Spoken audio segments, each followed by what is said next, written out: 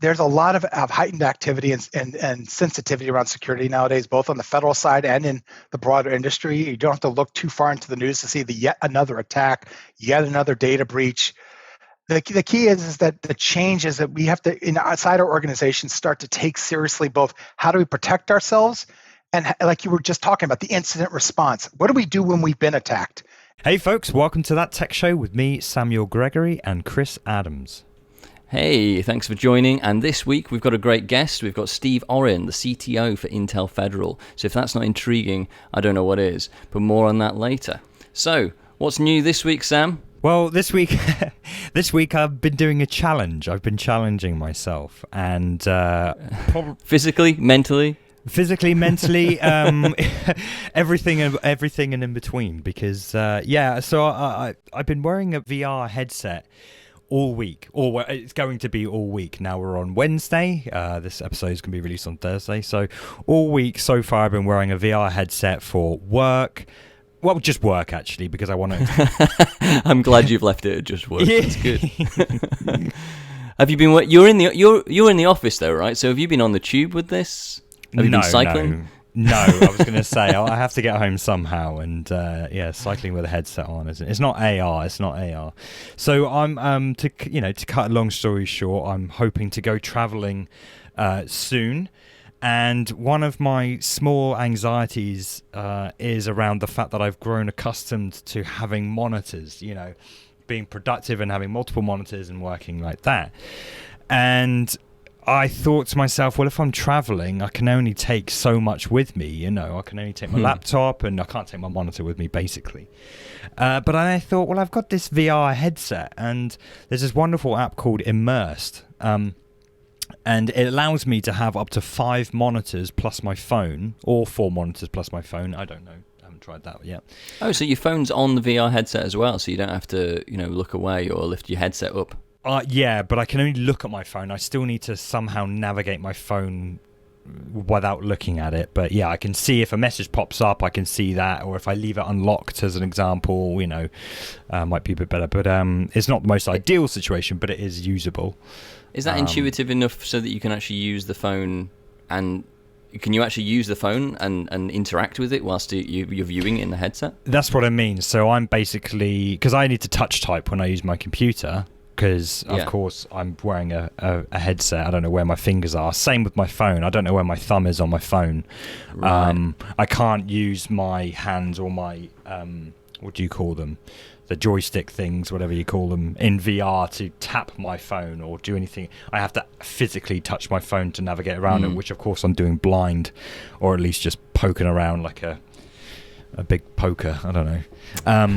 But I see we're really hitting point on the analogies this morning. Yeah. It's been a long day. So anyway, I realised that I've got all these monitors in my headset. But of course, again, going away and travelling, I want to make sure that I'm productive and I can do things efficiently. And I thought, well, it's something I want to do. Why not just spend a week doing it way before I'm intending on going traveling and see what issues I encounter. And as I explained before this intro, I tried to do this call in VR, and the Wi-Fi issues, basically. So these little things I'm encountering, I'm trying to overcome them. I'm pretty confident this is just a Wi-Fi issue, but could be an issue in the Wi-Fi that I have there, when I'm out and about. So it's just trying to encounter all these different issues and how I'd resolve them. And you said it's not augmented reality then? No, so I can't see a thing. I'm in space. So how do you walk around? I don't walk around. I just sit at my desk. Right, so you are having to take it off to go to the kitchen and stuff then? Yeah. Okay. I mean, I don't have to be fair, because there's this little feature where you double tap the side of it and it shows me a pass through, because I'm showing Chris now the headset. You can see these black dots maybe around there. They're actually cameras. Oh yeah. But it's a poor quality black and white image. So I could technically walk around, but I don't really want to do that because I'm already looking like a fool waving my arms around sitting at my desk.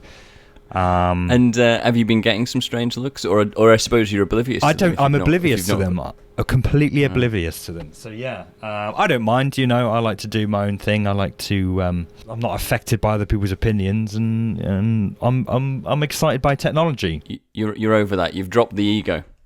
Yeah, the ego's gone. So, but it's fun. It's really good fun, and I'm really excited.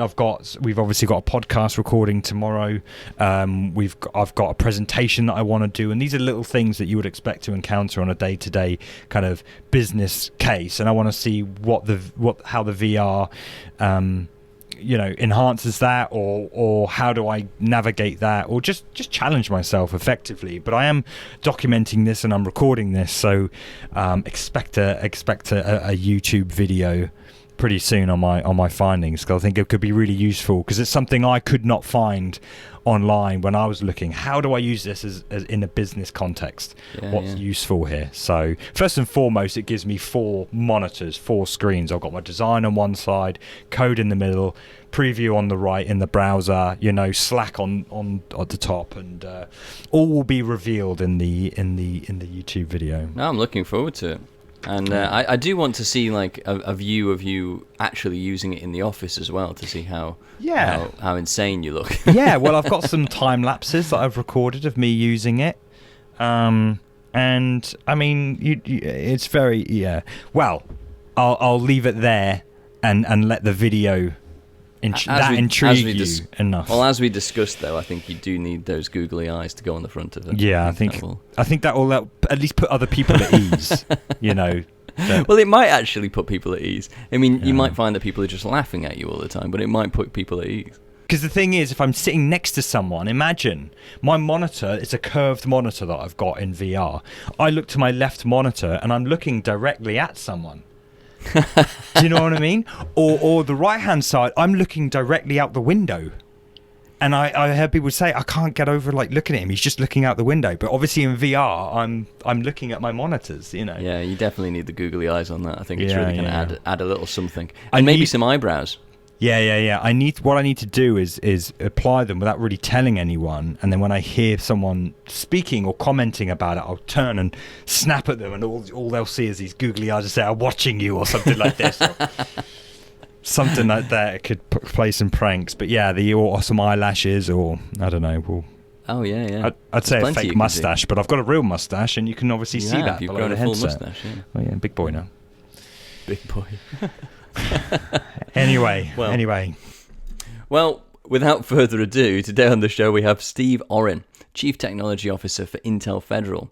And that feels like a huge deal to me, having grown up being obsessed over the latest Intel chipsets. Keeping things topical, though, with the current threat to the world at the moment, both physical and virtual, we'll be talking to Steve all about cyber threats, federal cyber threat response, and the role that Intel plays in advancing technology with the federal government.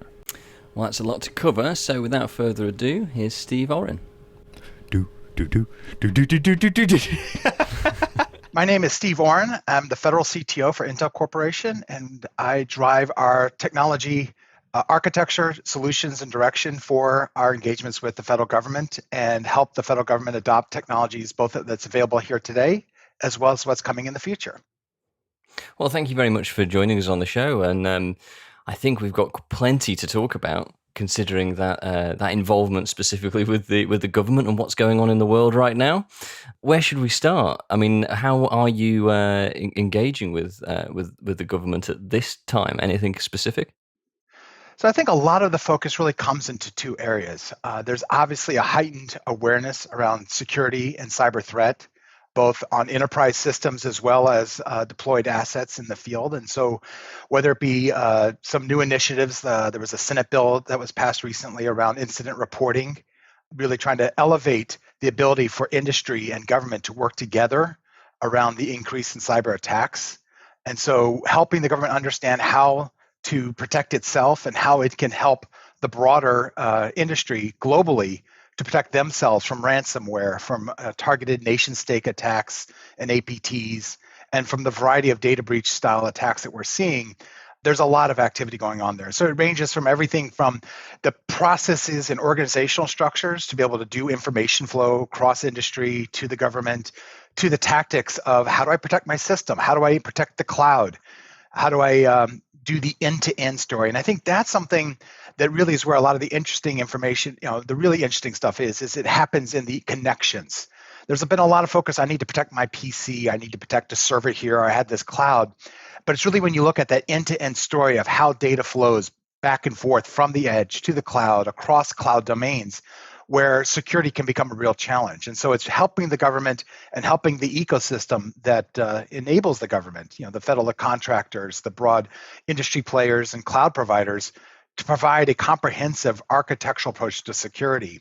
And then really helping the government to adopt it and deploy it, because you can have great stuff on paper, but unless you can scale it, nothing really happens. I think that's where a lot of the focus right now in the heightened security we're seeing with the current recent events in the world are just elevating that need. But we've seen the topic of security, for the past several years, both with the initial push to work from home and how that changed the way the government and industry deals with security by extending your perimeter really all the way out to your home, to some of the ransomware uptick that we've seen in the last couple of years, and highlighting just how vulnerable a lot of organizations can be to these kinds of attacks. And are you seeing an elevated interest from the government in recent years? Is that something that's happened, or has it been sort of relatively constant? I think that from the government has been relatively constant on the need to secure their systems. They've always been at the forefront of being a target, and you hear about certain attacks over the past number of years where they've been, in the news about their targeting. But I think the change has been the interconnectedness that we're seeing as the government and industry, everyone moves to the cloud and starts using sort of commercial software. So we saw big incidents like the SolarWinds attack from last year and a year and a half ago, where a key software provider to both industry and government was fairly deeply compromised, and that led to a supply chain attack so that their software that was delivered had malware embedded. And that really heightened the sensitivity of understanding your supply chain. I think that was the big shift that we saw. There have been talks, there have been some really good papers. MITRE wrote a great paper called Deliver Uncompromised a number of years ago, back in, I think, 2018 or 2019, talking about supply chain security. But I think it hit home with SolarWinds, and then shortly thereafter, we had CodeCov, and then most recently, Log4j, are all examples of where software had either inherent vulnerabilities or actual malware embedded that was delivered to the broad industry and government. And so it really highlighted we need to start taking security seriously. And what we're seeing as a response is sort of a three-pronged approach. One is we need to understand our supply chain. That was a new big focus. The executive order that was signed by the White House back in May of 21 highlighted that as we've got to get a handle on our supply chain, and every agency has to have a plan. Part two was, and this is what the Senate bill that just came out really furthered, is we've got to get the information flow. Industry needs to be able to communicate with a single point within the government about when incidents happen. The government needs to be able to do a better job of communicating to industry and to the software players and hardware players about cyber incidents they're seeing. So really setting up that collaboration, and not just with the US government, but really globally about how we communicate incidents and threats. And then the last piece, and it sometimes gets buried down in the guts of the documents, but it's really the buzzword right now, is around zero trust and zero trust architecture. And I know for a lot of us in the industry, we see something like zero trust, and the knee-jerk reaction is, oh, yet another product category. It's not, CIOs say, oh, if I just do zero trust, I'm done. But the reality is, it's not a technology by itself. It's not a binary. If I flip a switch, get zero trust, I'm done. It's an approach, it's a methodology, and it's a way of implementing security and implementing processes to change the way you look at your security. So it's not, are you in or are you out? It's not a binary, are you good or are you bad? It's evaluating the risk of a particular transaction or a particular access at that moment in time, and then not just making a decision and living with it, but making continuous decisions. And that change in philosophy is embedded in some of these in the executive order and in the memorandum that came out in January, but it's also in the whole industry's approach to looking at a risk-based approach to security. And that's what the government, I think, has shined a light on, is we have to stop thinking about security as a point solution or as a checklist, but as a continuous monitoring, continuous authentication, continuous assessment. It's a marathon, and it's an ongoing marathon. It's not a sprint, and it's not a fill out the list and you're done kind of activity. So that zero trust thing, can you just unpack that a bit more for us? So, I mean, because you're talking about the zero trust, you're talking about the supply chain. I mean, is this the sort of things that are built into software that you're talking about, or is it a different approach? So let's unpack both of those things. When we look at software supply chain and really secure supply chain in general, it's about visibility. Now that comes with having features built into software and around the delivery infrastructure so you can have that visibility. How do you know that the software you just downloaded from a website A is coming from the source that it's supposed to be and that the software itself hasn't changed? How do you know where that software was built? What are the components? The means to do that is going to require the software suppliers and vendors to add more information either in the product or as artifacts associated with it. And then the trust mechanism so you can verify that trust but verify kind of concept. And the importance of that is, and I'll pick on Log4j, is when Log4j was announced and it was a big vulnerability and a foundational sort of embedded technology in a lot of products, the first question any CISO had to ask is, well, how many of my products and how much of my infrastructure is affected? If it were a product from a vendor, if XYZ Acme company sold you a software product and it was vulnerable, you can go see, well, how many licenses of Acme product do I have? But if I have 20, 30, even 100 different software packages and some percent of them have this embedded piece of software, unless they've told me that they have Log4j as one of the components, I have no way of assessing my current risk based on this new vulnerability that was exposed. That's at the heart of software and secure supply chain, is gaining visibility into the building blocks of the product. So as vulnerabilities or threats and risks are indicated, I can make a proper risk decision, whether it mean to shut down that software or to wrap it up into a tight firewall or do some mitigation. But without that visibility, I have no way of knowing. The second part of supply chain is also being able to verify your vendors. We put a lot of trust in the internet. I downloaded the update from this website. It must be good. Unless you can verify that infrastructure, and there are mechanisms to do this. It's hashing, it's digital signatures to verify that you are in fact going to the Microsoft download site. You are in fact going to the Dell or HP firmware update site. Those kind of mechanisms help a company, an organization to validate that they're getting the stuff from a legitimate source and not being man-in-the-middled or diverted through something like a DNS attack or something like that. And that's sort of a process. It requires technology, but it's about the processes for what they call supply chain risk management. Zero trust is also not a technology, although technologies are necessary to implement it. It's a process. It's an approach. It's more a methodology sometimes it's referred to, which is how do you apply those security technologies? How do you apply those controls? And how do you make the risk determinations continuously for the application of those controls? If you think about sort of a before and after kind of approach, in the past you'd had firewalls and antivirus, intrusion detection systems, large-scale databases of all the events. You have all these security technologies that are providing some level of control and information about the security and threat of your environment. What Zero Trust says is, don't throw that all away. What it's saying, though, is assess the decisions about giving access to your users or to your partners, having data move from one place to the other based on a risk determination at that moment. Whereas in the past, if you were to log in, Chris, into a system, once you've logged in, you're good. You can have access to everything. Mm-hmm. Well, Zero Trust says, no, we're going to authenticate you at this moment. You're accessing a Word document here. I authenticated you for that transaction. When you go try to pull an Excel document from another place, I'm going to re-verify that A, you are that you are you, and B, that you should have access to that document, and C, that nothing has changed in the network threat environment in the time between when you first authenticated and now.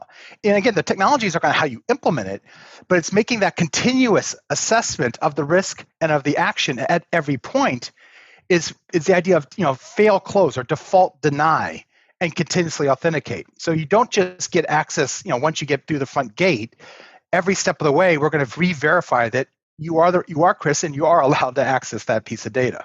Limiting that sort of access as you go through the network. Exactly. Because I think that's how a lot of obviously this is my very layman's term explanation of internet security, but obviously once you've found some vulnerability in a software, then you're using that once you're in the network to then try and find other things you can find on the network. And so I suppose if you have that zero trust approach, you are sort of limiting the access that's available there.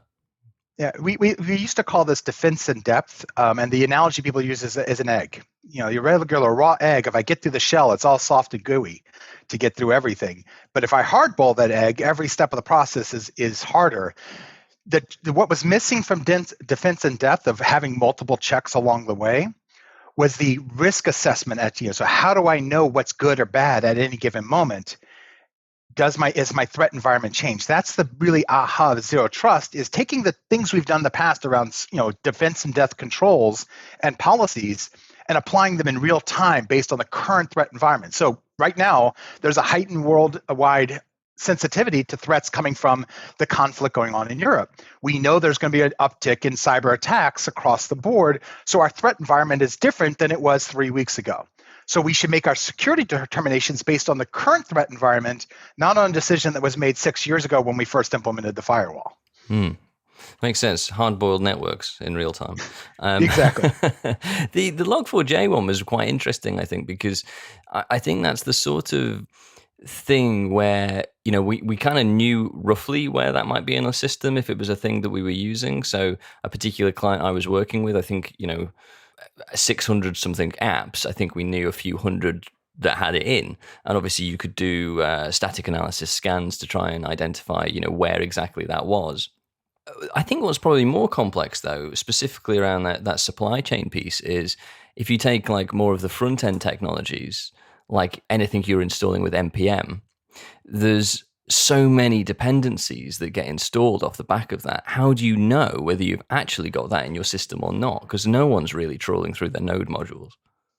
That's a very good question. And that's really the topic that was kicked off in a lot of the government and industry collaborations around how do we get visibility into the aspects of what are the building blocks of products. There's a concept that's being worked on right now as a standard called SBOM, or Software Bill of Materials, which is one approach. There are others, but it's probably one of the main ones that has the most support right now, of a means by which a supplier or software vendor can, within a standard format, document all the modules, all those dependencies that build up a given product, whether it be a front end, whether it be a back end tool, a driver, everything from firmware all the way up to web services and microservices, to have a defined schema for how you codify all the pieces that went in there, so that it's both human and machine readable, so that you could suck it into a product that can go scan and say, well, what are the CVEs? What are the vulnerabilities for all of these things? And have I got the right version to make sure I don't have a Log4j that's vulnerable? Or do I have a compensating control to block any internet access from that app while I figure out how to fix it? The SBOM is one of the main approaches being looked at today, and it would require the software vendor and any suppliers. And again, it's understanding we have a complex supply chain. It's not the old days where if I bought Word from Microsoft and that was my supplier and my vendor. It's now, when you think about sort of apps on the web and complex cloud services and SaaS models, there could be multiple chains of third-party, fourth-party, fifth-party players. And so the idea of SBOM is to help you capture that, so you can put your information into the same schema and have your third-party downstream suppliers put their information into it, so that the end customer can get visibility into what's in the box, enough to make that risk determination. Now, it's never going to be foolproof, and it does require all the players to participate. But what it allows for on the customer side, so the acquiring customer, whether it be a large bank or the federal government, is that up front they can make a risk determination. Step one, is my supplier or software vendor giving me an SBOM? If not, that goes into my calculation of whether I'm going to buy that product or what am I going to have to do to secure it because I don't have visibility. And if they do give me SBOM, then I'm going to go scan through it and make a determination of how risky is this software right now. And what's really important is every time I get an update, I can continually scan that SBOM against the vulnerability list and see something's changed.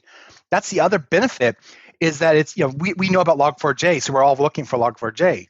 2 months from now, there'll be some other module that's vulnerable or that's found to have an exploit.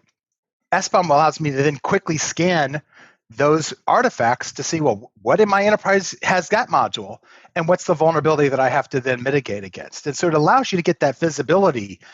And that's going to be, I think, how software and services start to be developed going forward. Now, groups like NIST in the US and working in concert with the EU and other world organizations are working on codifying so that it's not 20 different standards that are out there for how to capture this information. And that's a work in progress. But the idea is sound, of that we need to get that visibility in a way that is easy enough for the vendors to do their job and the acquiring organizations to be able to then make that risk determination. Yeah, and how do we do this without it getting hard as well? Because I just feel like, is this going to be a thing that massively slows down software development? I mean, maybe rightly so, but how do we compensate for that? It's a very good point. And actually, that gets brought up multiple times by the software vendor community in these conversations. I made a joke at one of those meetings where, this is an ideal place for a venture capitalist firm to go invest in a company that automates the process for capturing the components as part of the DevSecOps kind of workflow. And the reality is our development environments are much richer than we were 10 years ago even, where we have APIs in the software dev where as you do builds, as you do sort of these micro compiles, the information is actually there. You sort of know what you're building a product on. And so there are mechanisms to automate that process. It's hard today, but I think as the need increases, vendors both in the software development lifecycle today, as well as up and coming startups, are going to see a really rich opportunity to help automate in the space of applying this sort of supply chain risk management deep into the software development lifecycle to make it less painful and less hard. Now, in the open source community of places, there are mechanisms in place. How you can see all the code. You have to do it from a licensing perspective. So there's a lot more visibility than some of the commercial products or closed source style products. But I think that the tools can be built to help make it hard. But it is definitely not going to be a switch that's flipped and suddenly every software product has an SBOM. It feels like there would be quite an attitude change that's probably required within the software development community as well, though, because I don't know. I mean, I think every front-end project, I'm going to just go out on a limb here and say every front-end project I've ever opened always has out-of-date dependencies.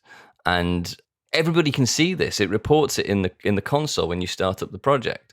And that is seen as acceptable. And in fact, organizations are always going to lead on delivering new features to customers rather than sort of site reliability engineering or operational excellence or whatever it is exactly that you want to call it. It's a very good point. I think if you look at the initiatives that are going on in the U.S. federal government, one of the key shifts is around changing the way we acquire, the government acquires products, because that's really, and it goes back to one of the lines in the Deliver Uncompromised paper that MITRE put out back in, I think it was 2018. It's about making security the fourth pillar of acquisitions. It's about functionality, time to market, and cost were the three pillars of any time you buy a piece of software, making security a foundational part of that acquisition process. And so for the government now, there's terms that are going to be changed in the acquisition policies that make supply chain risk management a requirement. And so it comes back to that edge of put the money where your mouth is. If we're going to change the way that software is built and delivered, it's going to have a cost. And that cost is going to have to come from the customer being willing to pay the extra fee or whatever you want to call it for getting more secure and better supply chain visibility.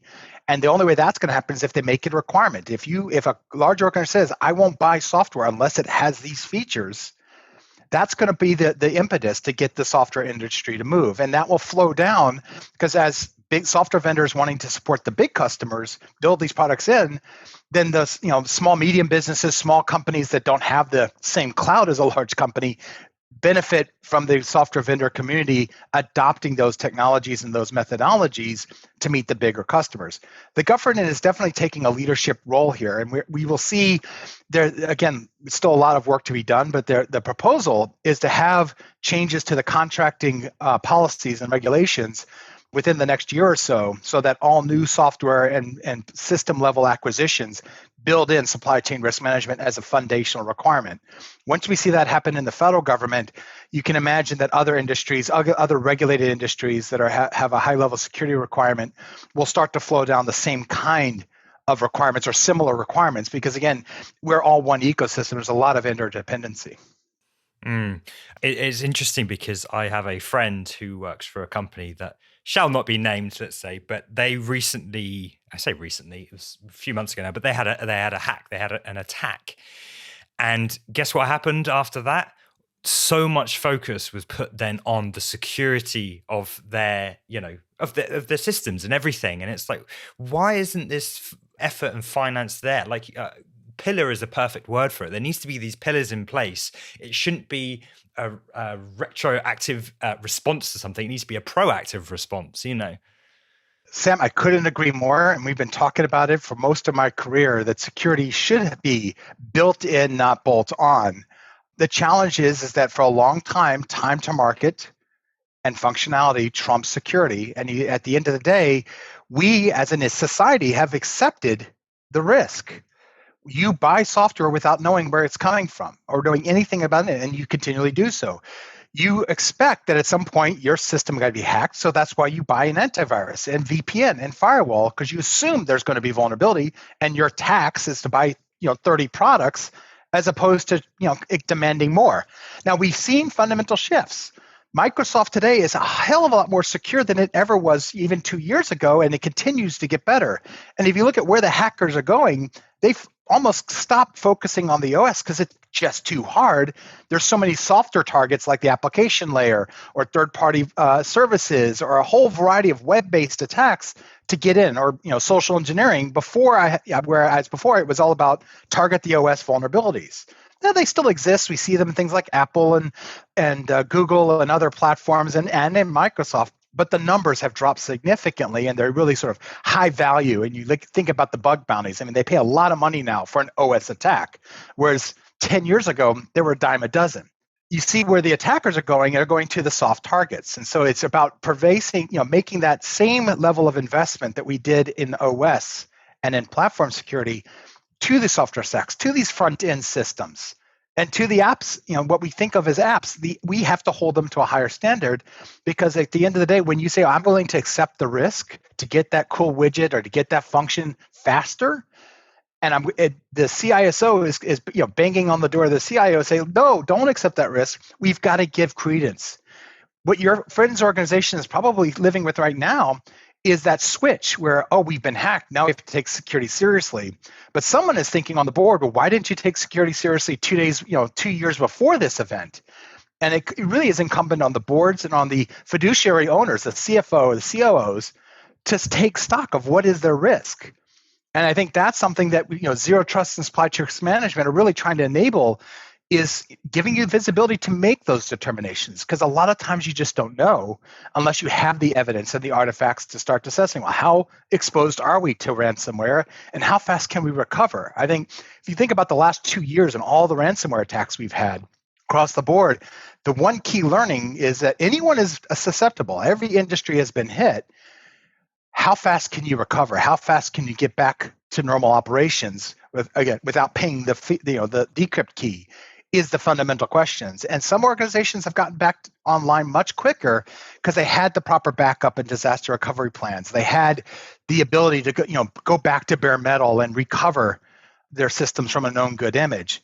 Others, it's weeks, months before they've come back online, or have had to literally go buy all new servers because all their systems were corrupted. I think you're right to point out that everybody cares about security 2 days after the security attack, and they maybe didn't before. Now you've been doing this for quite some time, Steve, so I'm wondering, who hurt you? So I can clearly say I've not been hurt, although I'm not making that a challenge to anyone that's listening. But early in my life, I started out sort of with that hacker mentality of, well, how do things fall apart? How do systems break? It really sort of fascinated me to sort of see how I could get through the door on early software protections back in the 80s and network security. And so that was fascinating to me, and that sort of led to a career of understanding how the adversary thinks is how you build a better security approach. It's not just about applying, cryptography or, firewalls everywhere you can. It's about understanding how things fall apart and where an attacker will target you or get in, that you can build a better security widget. One of my mentors, Bruce Schneier, famously said that before you can build a crypto system, you should spend your time doing crypto analytics, which is basically attack crypto systems. You can't build a good crypto system unless you know how to attack a crypto system. And what he's basically saying is you really can't build good security unless you fully understand how security breaks. And I think that's the thing that sort of driven me throughout my career, is I find it fascinating to see how to get in or where things fall apart. And then once you understand sort of those fundamental flaws of how things don't work when you put them together, you can think about, well, how would I secure this, knowing what an adversary knows, knowing what an adversary will do or could potentially do. That's very interesting. We've had a couple of conversations on this show with security experts and hackers and a few people, and it always does seem to come down to the art of war and knowing your enemy. There seems to be a theme developing. Absolutely. And it's very true. It's very true. And I think if you go to most really good hackers and a lot of the security people, you'll find that small little Art of War book on their bookshelf. I have one as well. So, talk us through how did you get from that sort of early hacker mentality to starting out at Intel, because you've been there for quite some time now. So that's a very good question, and it was a circuitous route how I got into the security market. As I mentioned, I was in the 80s and early 90s. I was a hacker and enjoyed that part of the technology, but at that time there was no sort of security career. There wasn't the internet hadn't really taken off yet, and so my other love was biology, and so I actually took the pre-med route and was going to do bio research, and graduated with a degree in research biology. Did some graduate level research, and had a break before I actually had to go all in and start med school. And so I helped a friend of a friend start a startup in '95 that was doing file and email encryption. Sort of applying my hacker skills, with the idea of I'll make some money right now and it'll be good to help pay for med school, which is expensive. 3 months in, I fell in love, and I was like, I'm going to do this full time. This is what I want to do. And you have to remember, this is early '95, so we're talking, at the time when Netscape went IPO. So suddenly there was some excitement in the air. The internet was just starting to take off, and it was an exciting time. And so I did a series of startups through the '90s and 2000s, mostly in what we call the application security space. So file and email encryption, access encryption to legacy systems, and then one of our more successful ones was Sanctum, where we helped create the web application security market. My fourth startup, Sarvega, which was an XML security company, was acquired by Intel in 2005. And I've joked that basically I've been trying to extricate myself ever since, because I'm just still having fun at Intel. And often what they allowed me to do is to be able to take that mentality of how do I go solve hard technical problems with the scale and impact that Intel brings to the market. And so what have the highlights been of Intel through those first few years before we get back into the federal side of things? Because I really do want to probe on the federal side a bit more. Sure. So I came into Intel after the acquisition, and at that time, the head of the software group had an idea. She wanted to start what they call a pathfinding team. So Intel had classically had the labs, which looked at sort of the 5 to 10 year horizon of technology. Design a new chip takes about 5 years, so the labs are sort of thinking 10 years out. And then you had the product teams that were building, the chips within the 2 year horizon. And what she identified, there was really no one looking at opportunities for innovation in the 2 to 5 year range, which in the term she used was pathfinding. How do we take either hardware that's about to come out or software capabilities today that could be hardened in hardware and innovate on those? And so she came to me and she said, Steve, what do you want to do now that you're Intel? And I said, well, I like being a CTO, but you already have one. So she said, well, what if I could give you the ability to do CTO-like things on security for all of Intel? So I said, I get to play CTO with Intel's budget. I'm all in. And basically for 8.5 years, I ran security pathfinding for Intel. So looking at what we used to joke as these soft, fluffy layers above the hardware chips. So virtualization security, anti-malware technologies, web and cloud security. And sort of looked at those technologies and built products that led to things like DeepSafe, which is a collaboration with McAfee, who we ended up acquiring a few years later, around using hardware to inspect the systems and prevent or detect malware activity from a position of below the OS, below the BIOS. I helped create the Intel's trusted cloud architecture of how do you verify and trust the cloud instances that you have at CSPs and hosted in private clouds, and be able to attest to the security of those systems to do secure boot at scale. And so me and my teams that we built these innovative technologies that went on to drive a lot of Intel's capability in the sort of those upper stack layers of cloud security and anti-malware technologies. And then back in the 2012, 2013 timeframe, Intel was going to double down and focus on the federal market and start doing real engagements. And so they were looking to build out a technology capability. And so I became the first federal CTO for Intel and have been building and working in that team and built an architecture team and set of subject matter experts around various key technologies as they relate to the federal government. Just on that Pathfinder role, how do you start on trying to look at anti-malware between the chipset and the OS? I mean, where does one start on that? So it's a very good question. So fundamentally start with what's broken. And so we looked at, you have antivirus products today, they scan your system, they look at files, how do they operate? And how come they continue? How come malware still works? I mean, you can have all the antivirus products fully updated and ready to go, and all it takes is the next 0 day or some vulnerability, and boom, you've got malware. And what we saw is that fundamentally that approach was lacking two things. Number one, it was only as good as the information they had about what malware was doing. And so they could create a DAT file or a signature for whatever new malware, but they didn't know what they hadn't seen before or hadn't gone to scale. And two, they were blinded to much of the system because malware had basically figured out how to lie to the OS. And that's what the McAfee semantics and all the others relied on, is tools and APIs that the OS gives them to do their job. And so if a malware can lie or can hide from the OS, then it can hide from the malware, anti-malware technologies. So we looking at that problem as how do we, A, sit at a place where the malware can't hide from us, and B, detect activity that is unknown. In other words, is it a signature? And so by being able to build technologies into the, leveraging chip features that allowed us to secure, create a secure place to stand that was outside the purview of the OS, what we created was a model by which we could monitor the activities of a system and be able to report into a malware or into an anti-malware product or into an antivirus or a SIM without having that the malware recognize that it's being monitored, because we were monitoring from the chip up as opposed from the OS down. And that that secure place to stand, as we called it back then, allowed, it was a product called DeepSafe, which really was this notion of being able to boot early enough in the boot process before the OS, before the firmware of the OS, and then give us a place to start monitoring the system from that point forward so that malware couldn't hide from us. And that was an innovative concept that has lived on beyond of how do you leverage chips to inform the virus and other security tools on the platform.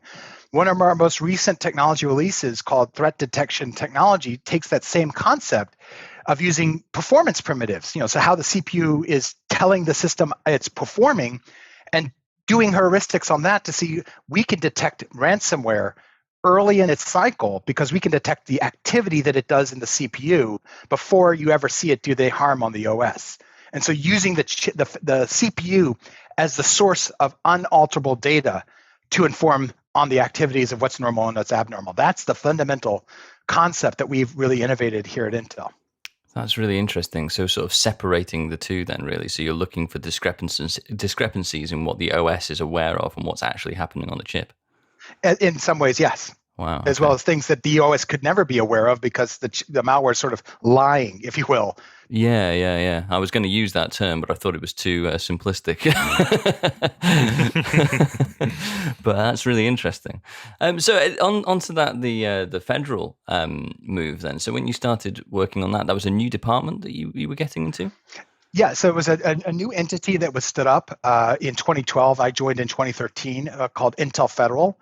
And the goal was to be able to enable Intel to go and directly engage the federal government in more than just an advisory sort of sell through. In the past, you'd buy, the government bought Dell systems, HP systems, or bought services from Lockheed, or bought platforms from Northrop with Intel content inside. And we had a field team that sort of worked with those ecosystem partners to help the government understand what was there.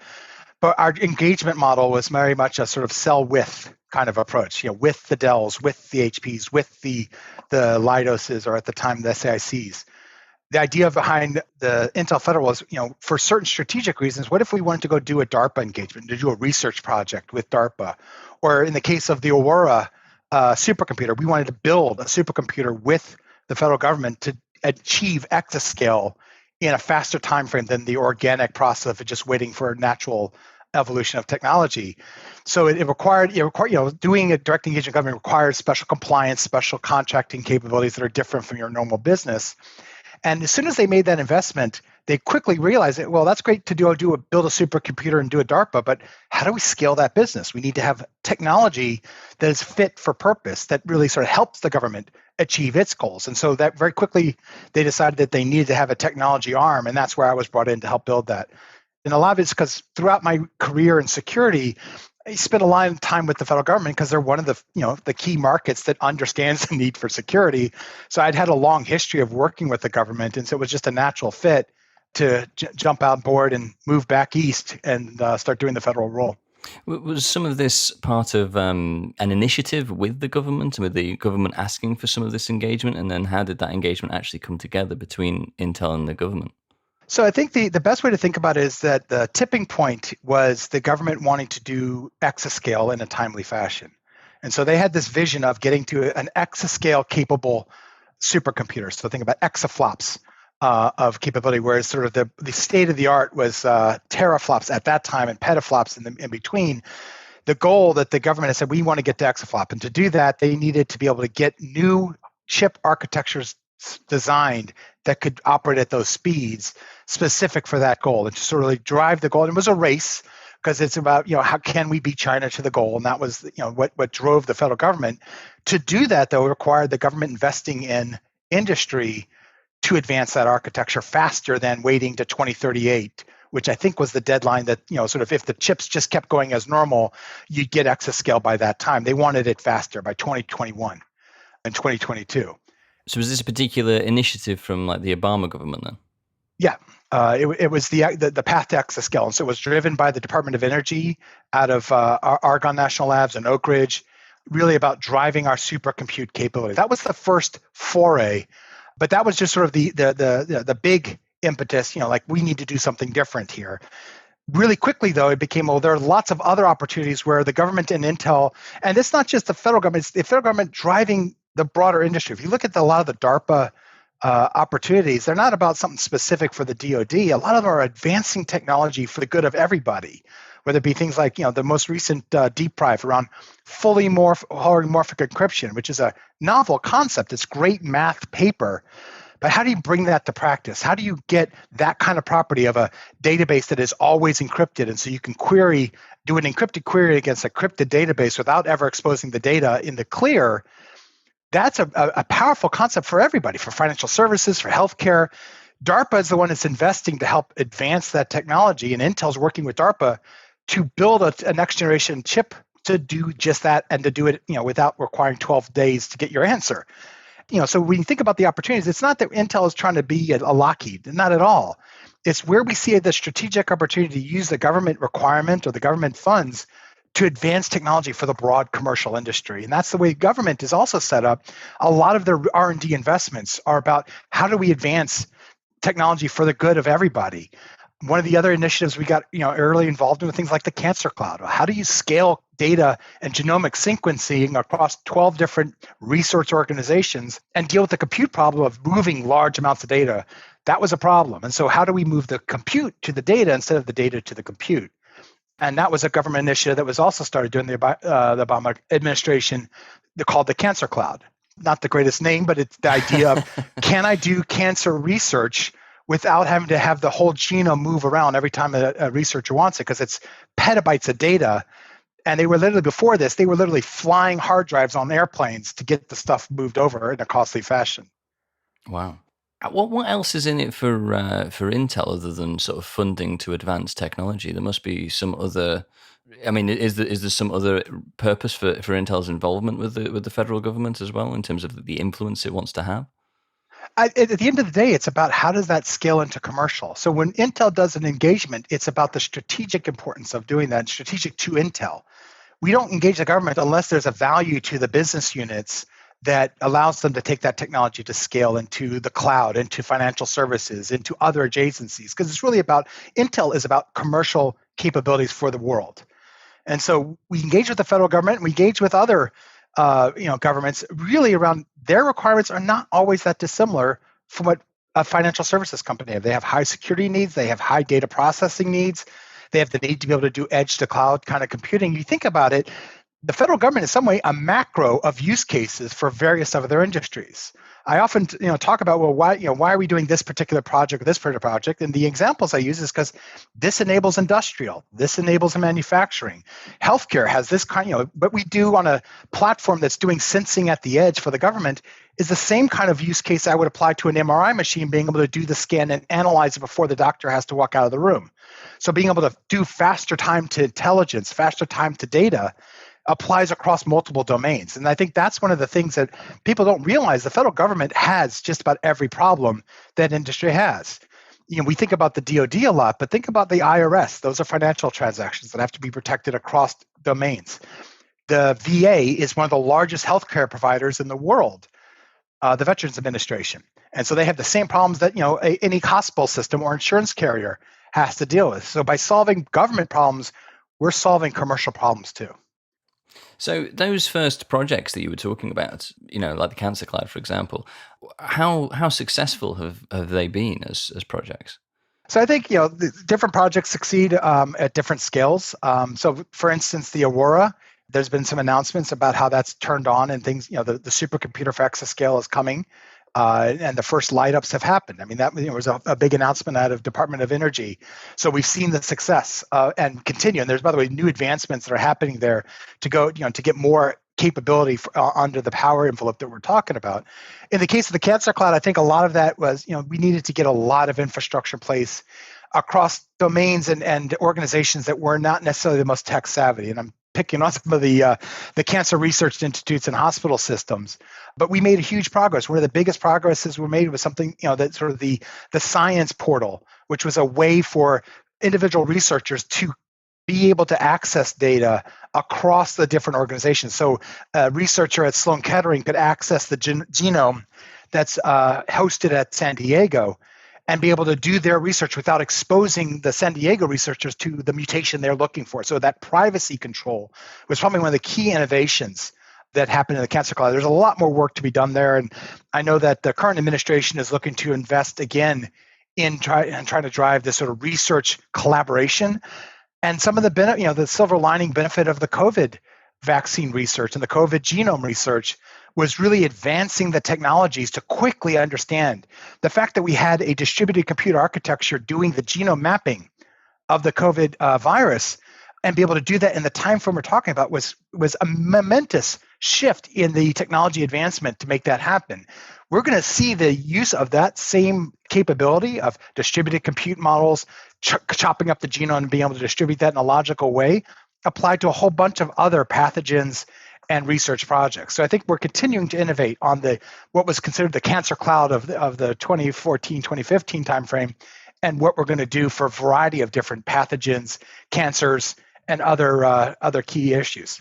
So the COVID research and COVID vaccine work was really built off those foundations that started in 2014. A lot of those relationships and agreements and the portals and the mechanisms for data movement helped enable then that when these new technologies, we didn't have the distributed technology or the cloud even 10 years ago to do with that. And so having that ability now with those capabilities in place has really changed the way we do science research. Are you seeing these opportunities and thinking within your own kind of teams, building something and then going to the client with those? Or are they requesting certain things and then you're having to kind of figure that out? So the answer is both. There's initiatives the government's doing, some of it around cloud or edge computing, where they have requirements, and then ourselves and other industry players, go in to understand what are their needs, and then come up with technologies to meet their. At the same time, the government, there's a regular cadence of covering government going out and understanding what technology is doing. They spend time at other verticals. They go to financial services in New York. They go to the telecom providers to understand how they do things. They go to Google to see how does Google manage its data centers so they can learn and apply that to their own data centers. So it's bidirectional. In my work with the federal government, it's really, I think of myself as a herder of cats on both sides. I want to understand the federal requirements so I can translate those to technology requirements for my business units. At the same time, I need to be able to take what the coolest whiz-bang technology they're building and translate that into what does the mission need, or how does that advance a particular agency's needs and requirements. So it's both ways. And part of the role of myself and the team that I've built is how do we facilitate that bidirectional communication? From a contractual point of view, are you able to, excuse the terminology, but cross-contaminate the, what's worked in one organization, and then say, right, well, we've learned a great deal here, we've developed something new, we've innovated here, we want to take it to company X, and is that okay? Basically, is that something encouraged or allowed? So it's a good question. I think what you'll find is that depends on the contract and the kind of contract. So when you look at sort of the defense industrial base, so the classic engagement people like the Northrops, the Lockheeds, the Raytheons, and the 800 other smaller vendors, they're much more in the business of building things specifically for a government program. The Joint Strike Fighter, this edge sensor.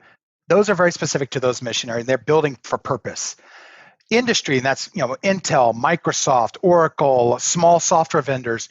Oftentimes, the kind of contracts and kind of opportunities we go on are an eye of building to the government mission, but there's a in the contract, it's the ability to take that commercial. Like all of us do that because we are commercial. But at the end of the day, we're not a government contractor.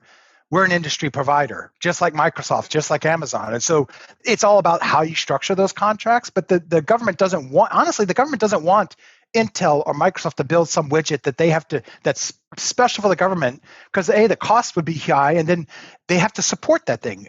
What the government really wants is what they call COTS, or commercial off the shelf. They want a product that they could buy just direct from Dell that just does what they need it to do. Now, they may invest in Intel and Dell and Microsoft technologies to get the product where they need to be. But ultimately, the goal is not to have to spend $20 billion for a piece of software. Their goal is to spend the $2,500 for that piece of software. Maybe they did some NRE to get it where they need it.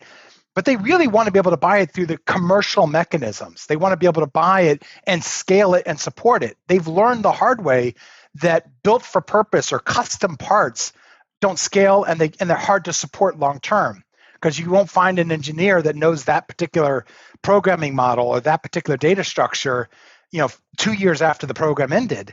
And we've seen examples of that, of legacy technologies that live too long, and it's a challenge for the government to maintain it. So they want the commercial industry to provide commercial capabilities. What they'll do oftentimes is fund the advancement of those technologies to meet their needs, with the eye that the commercial companies will just make it part of the cloud so that everyone can get it, including the government. Yeah, no, I know all too well on my end of things, building applications, and there's always this need for building things bespoke and unique, and that's it's totally possible. But like you say, the support that's necessary, software goes through growing pains. You're going to find flaws. You're going to and to have that maturity in place already is just a great leveraging. Well, yeah, to leverage off basically. Exactly. Bringing it back to some of the security aspects, I'm curious about how the engagement changed as you went into the Trump administration and the noise about Russian involvement and hacking in the elections. Surely that must have had a security impact in how Intel was engaging with the government.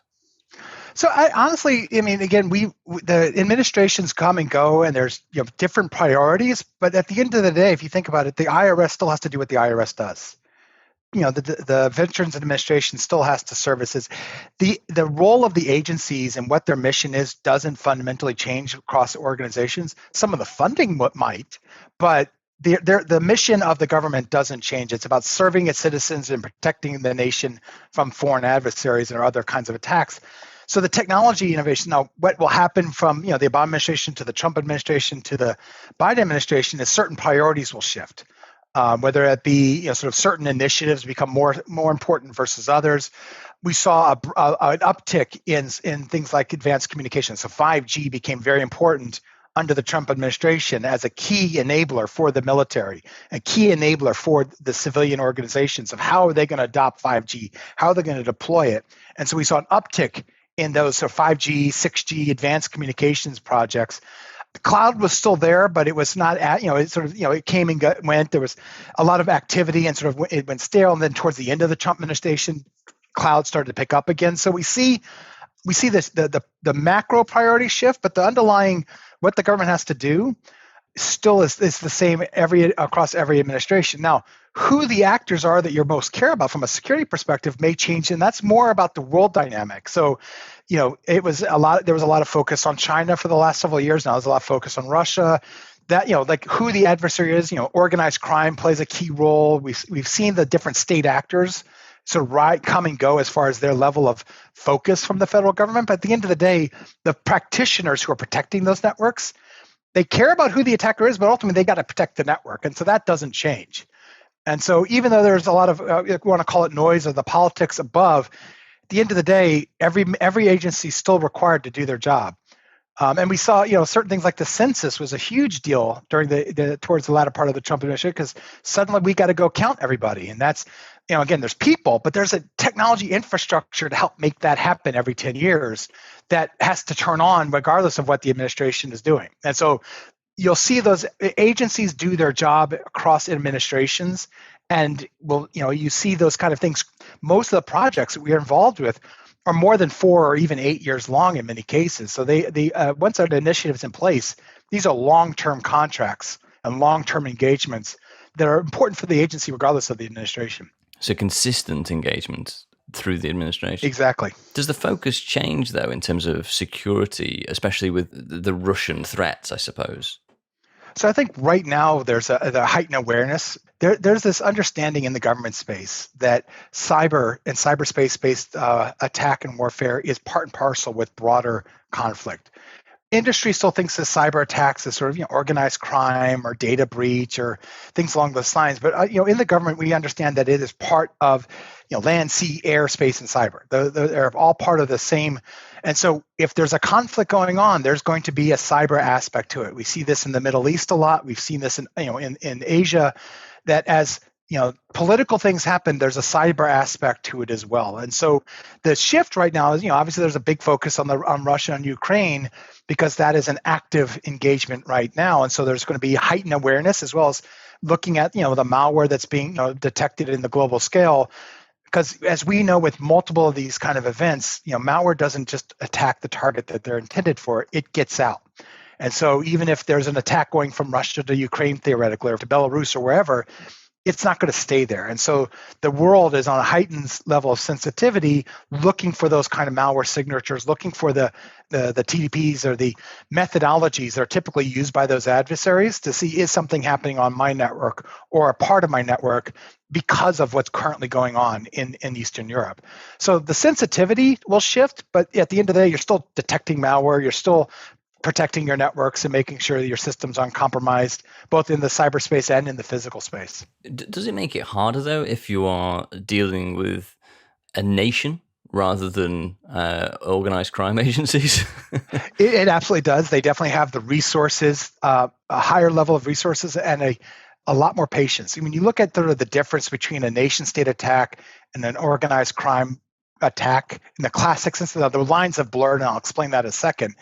But oftentimes, the nation-state attacks are much more sophisticated, and you'll find that when they get exposed, the vulnerabilities they're taking advantage of have been around for a long time but have not been disclosed. So it's a product that's been in the market, but no one has, they've never released that it was a vulnerability.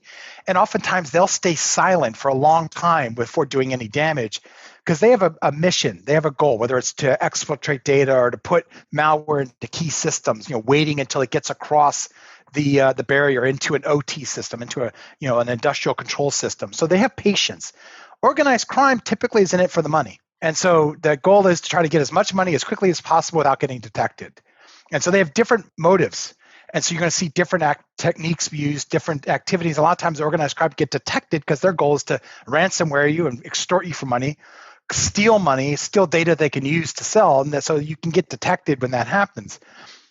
The blurring has happened, and we've seen this in the last several years, that a lot of times because of the purpose of, say, non-attribution, nation states will fund or provide capabilities to organized crime or other threat adversary groups to act on their behalf. And that's a way of sort of trying to trick the intended target from knowing who's attacking them and why. So if it's an organized crime, you tend to think, oh, they're after my money. They may not be after the nation's secrets. When in actuality, it's the nation state is using that as a front or as a facade or a smokescreen to get in and go after the real stuff they're doing. And we've also seen the tool exchange. So what was once the tools that you only saw nation states used, organized crime and other threat actors are gaining access to those nation state tools and vice versa. So we're seeing a lot of that blending of those two worlds. So the attribution becomes harder. And when you don't have good attribution, you're not necessarily as well informed of what the target is. Why are they in my systems? What's their end goal? How far and how deep were they planning to go? So it puts a lot more work on the forensic side as well as on the protection side. And do you get involved in that forensic side as well then? Is that something that Intel have a level of involvement in? Usually not. Again, there are industries and service organizations. We have technologies where we help people understand, how do you know if you have good firmware? How do you recover from good firmware? There's technologies we put in place to help people get access to that forensic data, be able to store it, be able to process it. So you think about what Intel does, we're really about storing and moving and processing data faster and better. And so forensic data is just like any other. I need to hold on to it for a while. I need to be able to make sure it's accurate, and I need to be able to distribute it to where I need it to be. So there are technologies that Intel builds to help enable that, as well as techniques and technologies for understanding how do you do memory scanning? How do you do, we have technologies right now to allow malware to scan memory, antimalware to scan memory, not just hard drive, at speed, because that's one way to gain forensic knowledge of what artifacts are left in memory or that would go away across boot. Whereas file-based systems typically have persistence. And so malware writers are trying to hide stuff in memory for the time they're running, and then when you reboot, it goes away. Being able to scan memory allows you to see that. So getting access to more parts of the system as part of that forensics is where we've typically gotten involved. It's interesting you mentioned with the malware and the nation states wanting to the nation actors wanting to play the long game there.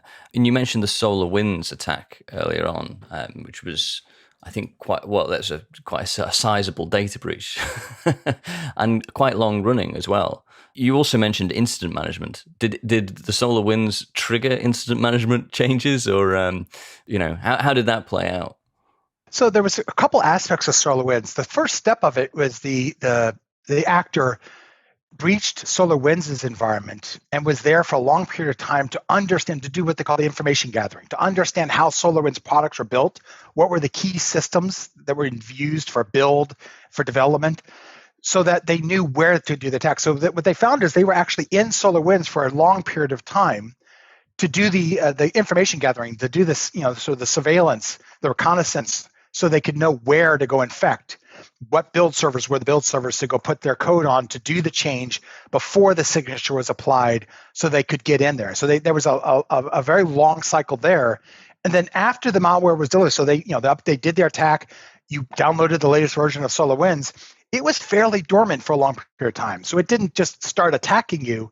It got in and was quiet and waited till it had gotten deployed broadly, until it did its own sort of quiet scans of the environment so they could make the maximum impact. And then you look at sort of what it did. It then would go out and pull down pieces from the internet to enable a new attacks and new capabilities beyond what the original malware did. And so that kind of sophistication is indicative of what a nation state does. It's not just about the one attack, it's about leveraging that foothold to be able to go broad and go deep. And what they found, it's one of the reasons why there's been this focus on incident response and information sharing, is that it took one of the security providers for one of the companies that had been breached. So SolarWinds was running someplace, and one of the detectors, I believe it was FireEye, their monitoring console had a little blip. It was an anomaly. It was an unknown thing there was some connection that was not a regular connection. So one of the security analysts, this is different. Let me go dive in and see what's going on here, and was able to detect that there was anomalous activity associated with SolarWinds, and that opened the whole thing. And then it was, they started communicating, hey, we got a problem here. Something's wonky with this product that's a standard product. And what worried a lot of people is that it was almost an accident that this got detected. The fact that someone was looking at the dashboard and said, hey, that's not right. It was not a red blaring signal. It was like a little blip on the thing, or a couple blips, I think it was. And so the goal of a lot of the follow-on activity was how do we make sure our supply chain is secure, but also how do we get better information sharing so that when a blip occurs, we act on it, and that we're given the ability to go find out what's going on. And so we share quickly. And the other key thing is that it took a long time from when, hey, this company got a compromise before it got to, hey, Microsoft, you should see this. And that cross-pollination took too long. And so a lot of the information sharing, incident response changes and regulations are to help fast track that communication so that we can more quickly say, hey, something bad's happening at a much larger scale than one organization, and share that information. Say, yeah, I'm seeing the same blip. Oh, go turn on the sensor to look for this blip and get that information into everyone's hands. And so that's what a lot of the follow-on activity is, to really speed up the process of response and identification. Because it doesn't sound like we've moved on too much from the topic of the cuckoo's egg in 40 years, because I think that was accidentally discovered as a discrepancy in usage, or like a cent amount that was being charged, a recharge rate. And then I think, again, trying to get contact through agencies, if I remember the book correctly, was again a difficult process. So do these changes change overnight, or is this, we're 2 years on from the SolarWinds? About a year and a half. Yep. Year and a half, yeah, just checking. So some of the changes happen fairly quickly. So the CISA, or the Computer Incident Security Agency inside of DHS, was tasked by charter to be the central hub. So one of the things that could happen quickly is that there's one agency, and it's their job to communicate to everyone else. And so instead of having to go figure out who do I report to, they've made, this one agency, CISA, they are the ones to go report an incident or report you've seen a new indicator. And then they have been chartered to both communicate to government, so every agency, and to industry and to international governments, the information they've gotten. So that one of the quick things they were able to do is say, we're going to make a one point of contact so that there's no confusion of who you report to.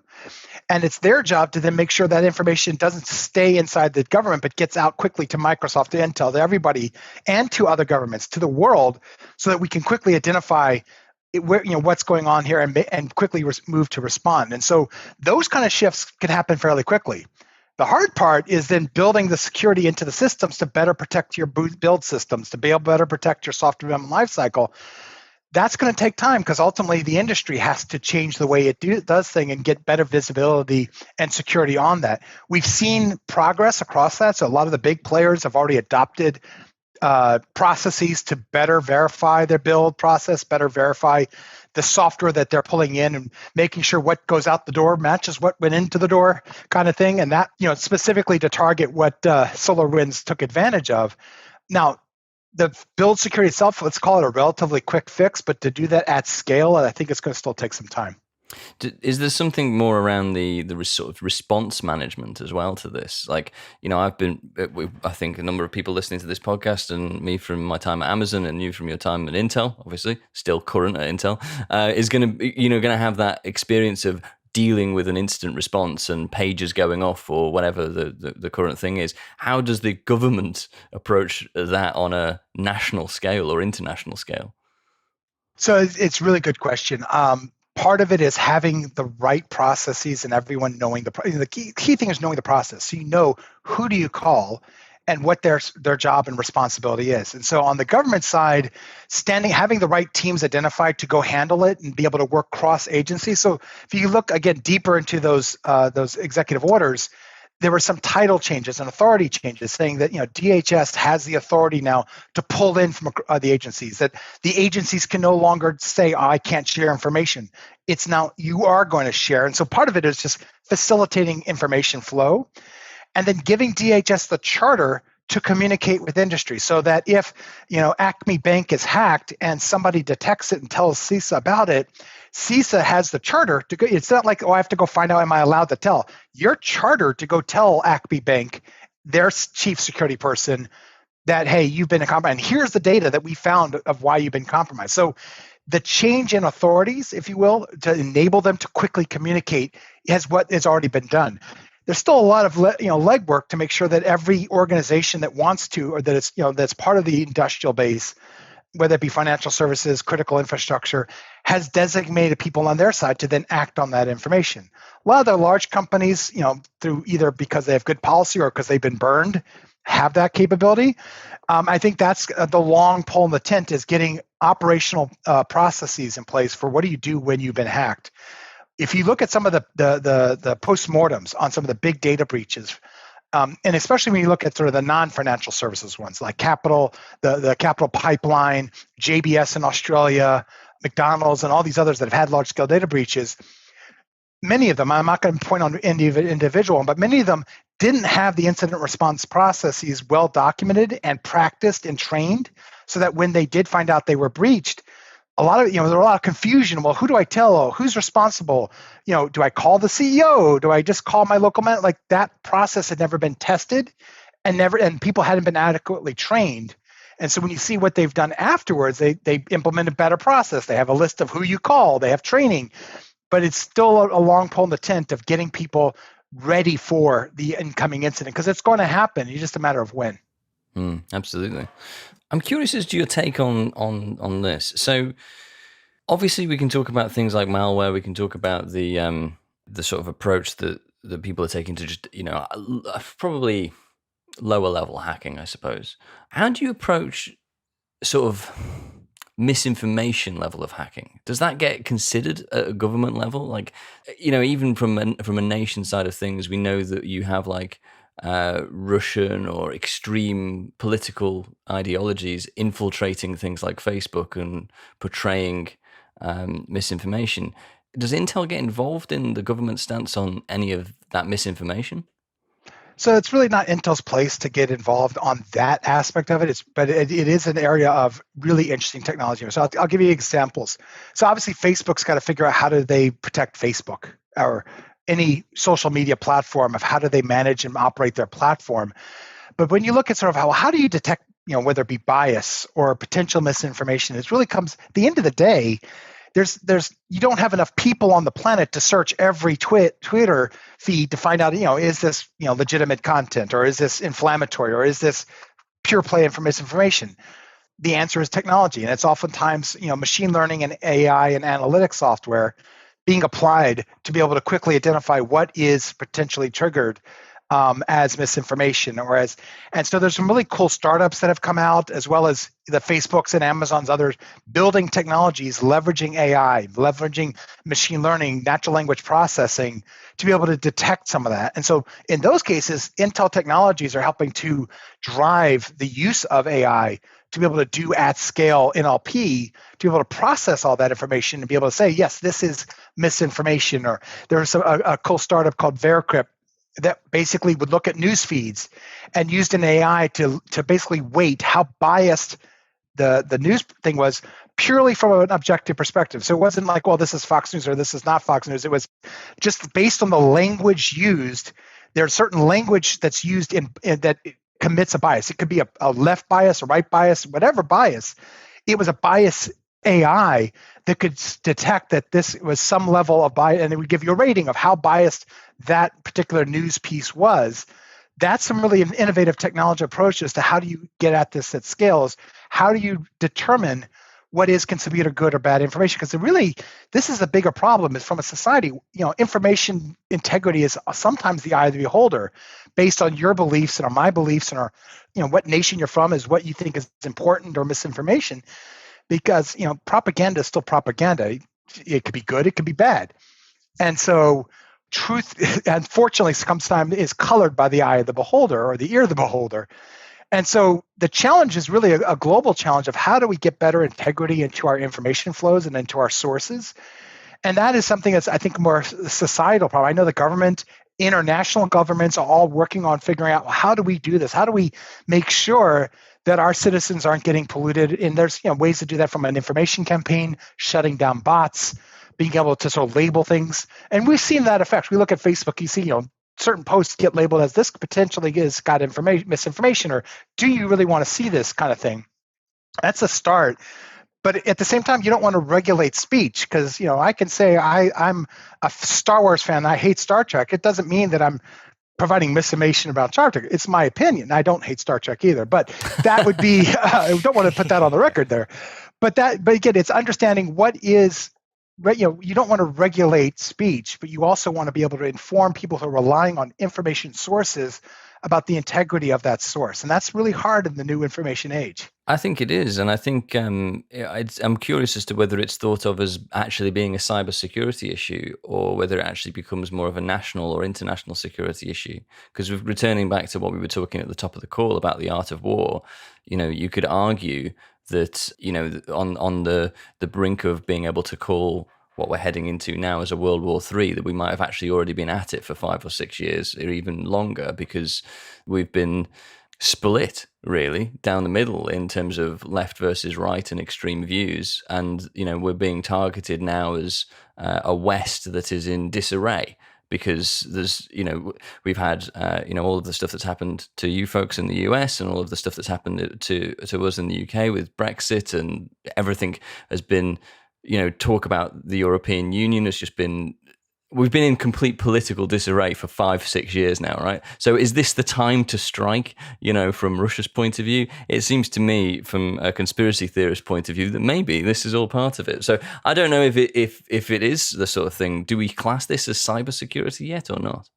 So it's a good question. I think you would class this as information campaigns. These are they're definitely, when a nation state is putting out information for a particular political, geopolitical, or national goal, it's definitely, when you look at your sort of all the tools in your toolkit, it is absolutely one that every nation employs. How they employ it could be a cybersecurity issue. So, for instance, automated bots compromising legitimate news sources to put illegitimate news feeds in, comments that come in from an automated. Those are cybersecurity based cyber-based techniques that are employed. That could also be just our information campaigns. So having your news agency put out false information is not a cyber problem, but it's the same information campaign or disinformation campaign, depending on how you look at it. And so at the end of the day, it's one of the tools in the arsenal of every nation in their ability to influence or provide geopolitical activities. There is a cybersecurity and a cyberspace aspect to it, absolutely. And what we've seen in the last 5 years is the uptick on that side. So when in the past it would be, and pick on Russian TV, you'd saying one thing that's different from what the West or CNN would say. Now we're seeing much more of a cyber element to it of, Facebook bots, Twitter bots, Instagram bots that are putting out misinformation, or ones that are targeting key sources one of the things we're seeing a lot of now is what we call the force multiplier. So instead of having 1 million bots putting out information, they target key information sources, put information there, and then let humans do the work for them by propagating that misinformation from what they think is a legitimate source. And so they've gotten really good at amplifying it. So instead of having thousands of bots, which can be detected because you can see the activity, one bot that gets 1,000 people to respond and act on is a much more powerful tool in their arsenal. But so there's definitely a cyber aspect to it, but it's not just a cybersecurity problem alone. Feels like a pincer movement. Yeah, indeed. Go after the malware and the apps as well. I think we've covered a lot. Are there any things that we haven't picked up on, Steve? Well, I think we've covered a lot of. I think if just to recap, there's a lot of heightened activity and sensitivity around security nowadays, both on the federal side and in the broader industry. You don't have to look too far into the news to see yet another attack, yet another data breach. The key is that the change is that we have to, inside our organizations, start to take seriously both how do we protect ourselves and, like you were just talking about, the incident response. What do we do when we've been attacked? And how do we recover to a known good state? And recognizing that it's not just going to be threat actors that are organized crimes, it's going to be nation states, and that blended threat is what we have to deal with. Because there's a situation right now, like you said, in Europe. 6 months from now, there may be another situation. There's always going to be a political situation that drives those cyber attacks. Industry, governments, and academia all have to be vigilant across time and keep their systems secure in the light of all the changing threats. And that's a key hard task. But I think the notional shifts that we're seeing around zero trust, around policy and supply chain risk management are really some of the really good steps forward in helping organizations better secure their data and environments.